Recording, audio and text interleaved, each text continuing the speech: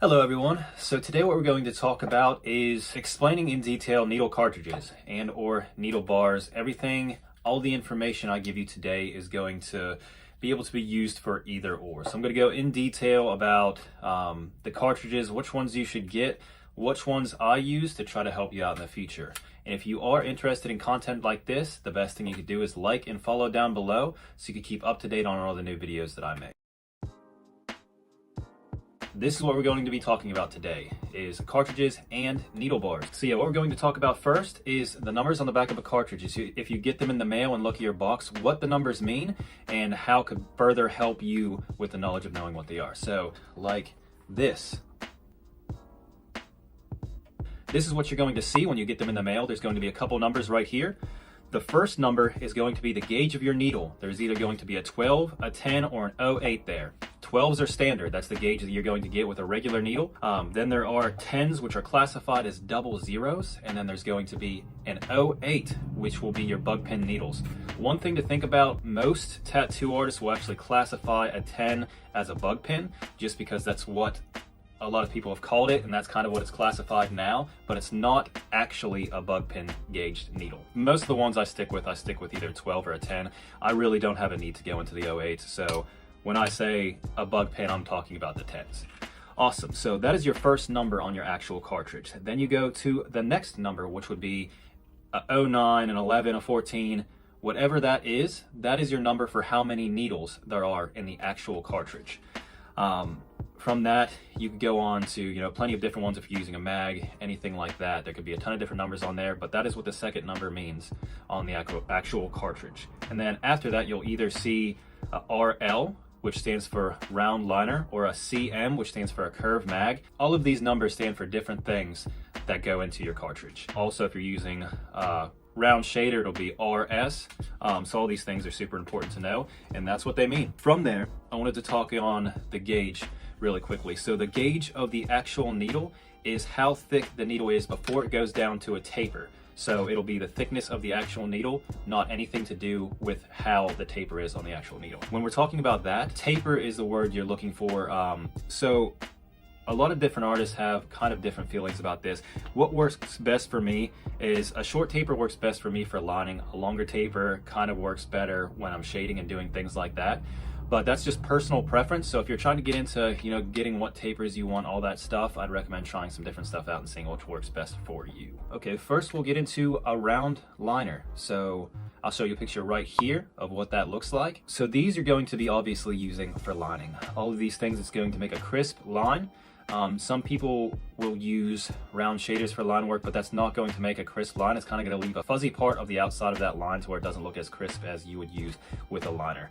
With this, your needles are set up in a circular positioning so that when you tattoo, it'll create a perfect line. Okay, next we're going to be talking about a regular mag. I'll show you that right here as well. So these are really great. They're easy to angle.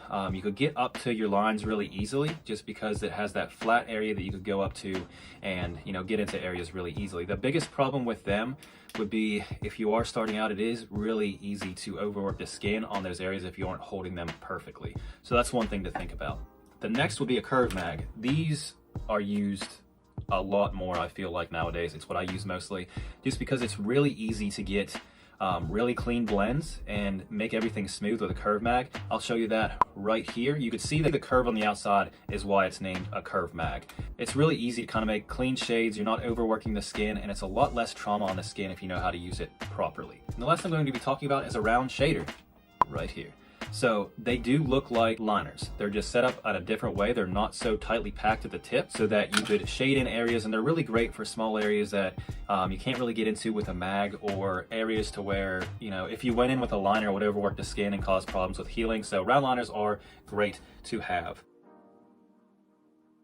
Okay, like we talked about earlier, there's a ton of different needle sizes, all that stuff out there, like 3 round liners, 5 round liners, 7 curved mags, 11 curved mags, up to really huge needle sizes. So what I'm going to do is go through what I use the most and what I'll really use for every tattoo I do. The way I tattoo in like traditional neo-traditional stuff like that, I will use 3 different cartridge sizes on every tattoo that I do. Sometimes I will use more, sometimes if it's a simple tattoo I'll use less. But the roundabout number that I use will be 3. I will start out with my liners, so I will use an 11 round liner. That'll be for my thick lines I use. That would be 12. I usually use a 12 gauge for that because it is for lining, and I like those thick lines. The next one I'll use is a 5 round liner. So this is going to be all of the small areas that I tattoo, all the little detail that'll create different line weights to make a really good tattoo that has depth. And the last I'll use is my curve mag.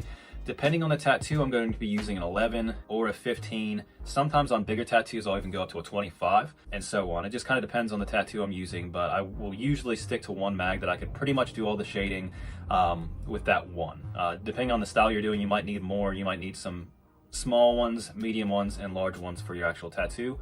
But this is what I use. This is the setup that I use on 95% of my tattoos. Awesome, and now that we went through all the carts in detail, I wanted to touch base on not all the cartridges out there are the same.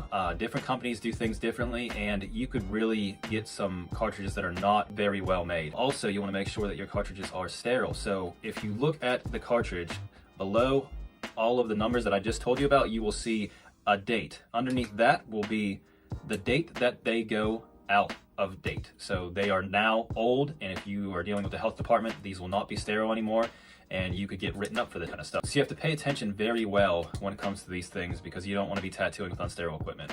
So the number underneath, sometimes it'll have the sterilization date to when it was actually sterilized, and then a number underneath it to where its expiration date. And then down below everything, you will see a blue dot. That is the sterilization dot, and that's how you know it is completely sterilized. That is the most important thing when it comes to the cartridges, just because you could really mess someone up if it's not sterilized correctly. On top of that, I want to talk about how they're actually made. Some of them have seals on the inside that you could use them with pen machines. Some of them don't, so that's one thing. If you are using a pen machine, you really need to kind of be aware of what you're getting, because you don't want that ink, plasma, all that stuff getting up in your machine, because first of all, that's gross, and second of all, it can destroy your machine. So that's one thing you definitely need to kind of pay attention whenever you are buying cartridges. I don't recommend getting cartridges on Amazon. I've tried a couple out in my career, and I've seen that some of them, just the way the needle is put in it, it bounces around a lot. It's not tight in there, so it'll make really shaky lines, stuff like that. A couple of them I've actually seen to where the needle actually flew out. Luckily, I wasn't tattooing on a client. I was just trying out these cartridges and see how they actually work, because they are cheaper on Amazon. And I believe that I'm going to be making some review videos on ones I find off Amazon, so that I can show you the difference between a good cartridge and a cheaper cartridge, and show you, even the cheap ones, what ones can work efficiently and what ones are just not worth your time. Awesome. So if you are interested in content like this, the best thing you could do is leave a like down below and follow us for more content just like these review videos I'm going to be doing in the future. Have a good day.